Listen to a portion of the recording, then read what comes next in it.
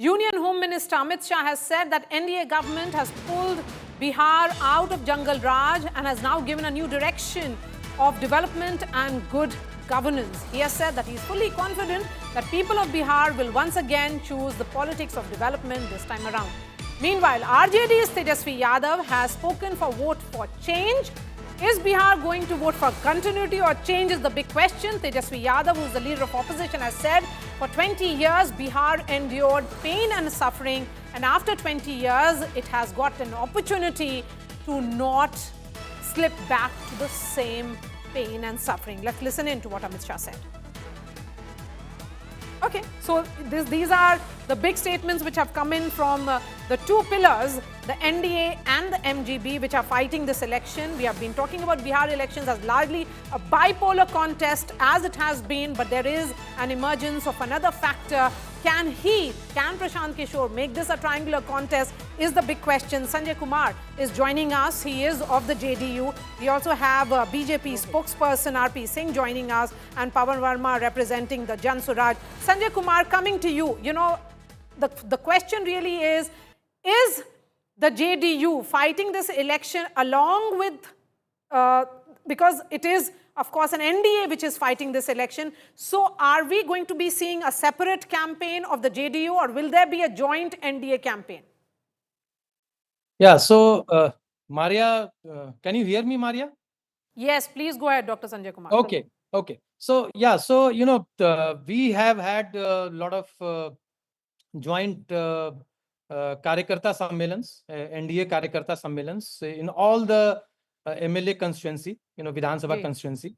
And yeah, so it will be a joint campaign because NDA is like fighting the election together.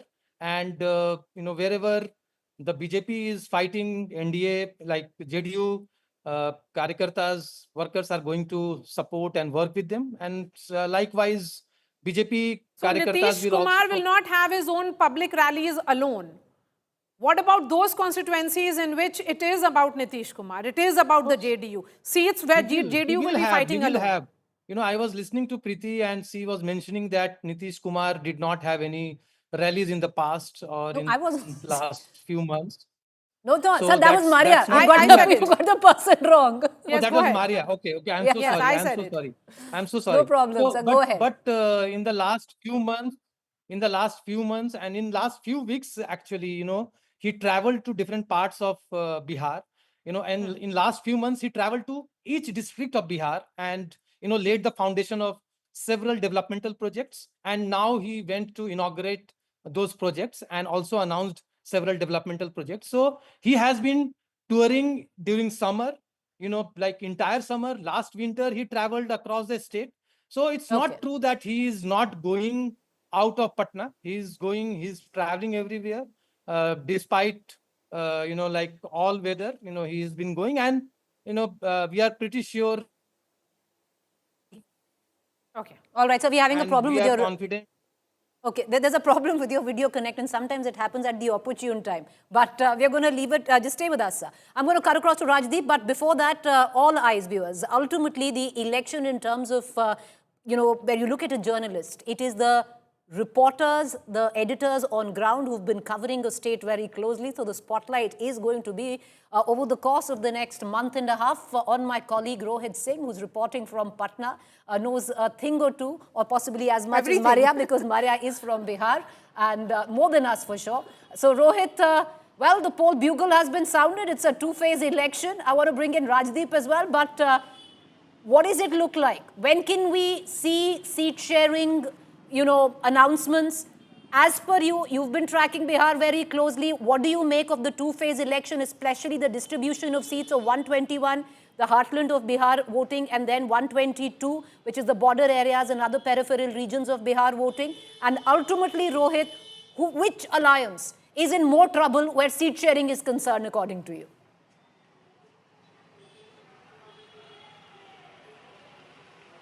Well, it's a new format of voting that we are now seeing, because central Bihar, whatever we are seeing, goes to elections for voting in the first phase, and all the bordering areas goes for voting in the second phase. Also, Simanchal, which is the bordering area. So this is something new that we are witnessing in the last so many years that we have covered elections. But as far as the NDA seat sharing and the Mahagathbandhan seat sharing issues are concerned, one thing is clear in NDA that Nitish Kumar is leading the alliance and he will be the chief minister phase, and if NDA wins, he will become the chief minister. But that is not the case in the Mahagathbandhan, because there is a lot of trouble in Mahagathbandhan because of the fact that the Congress, after the voter adhikari yatra, and the kind of support it has got in this yatra, the Congress believes that it's a revival of the party in Bihar. The party which has almost been dead for the last 3 decades, it is somewhat in a revival mode, and Rahul Gandhi has felt it. So that is why we are seeing that arm twisting is being done. This time, the Congress does not want things to be very easy for Tejasvi Yadav, and that is why they want that more and more seats should be given to it. Last time they contested on 70, they won only on 19. RJD doesn't want to give so many seats to the Congress party. So that is where the problem has emerged. And Alavaru, who is the in charge of the Congress here, is bargaining very hard behind the scene with Tejasvi Yadav. And that is why the Congress has not even once come out and made any statement that Tejasvi Yadav can be, maybe, might be the chief minister candidate. They have never, because what they want is that first, they should get adequate number of seats, respectable number of seats that Congress wants, and then only they will decide. But Rohit, that respectable number is what? 70 out of 19 the last time around. They scored 19 out of the 70 that they fought. What is the respectable amount? Because before the vote adhikari yatra, the murmurs were that the Congress this time will be happy between the 50 to 55 mark. Now, is there a renegotiation on that? Is the Congress again wanting a proportion of 70 seats? Is that what they're looking at? See, when the voter adhikari yatra was going on, Preeti, obviously the Congress wanted that they should be getting more seats, maybe about 90 to 100 seats that they had wanted. But I think that the RJD is not in a mood to give that many seats to the Congress party. And what we are learning from sources is that this time the Congress might be given only 55 to 60 seats. And what is most important is the fact that the Congress wants that they should be given those seats where the Congress is strong there. They should not be given those seats where the Congress is very weak and they are given that seat to fight by the RJD. So that is also the question is that, the Congress is trying to build a narrative around what? What do they have to offer in this alliance is the big question also. They have been a weakling in the MGB. They continue to be the weakling. They are not adding to the vote share of Tejasvi Yadav and the RJD is the question.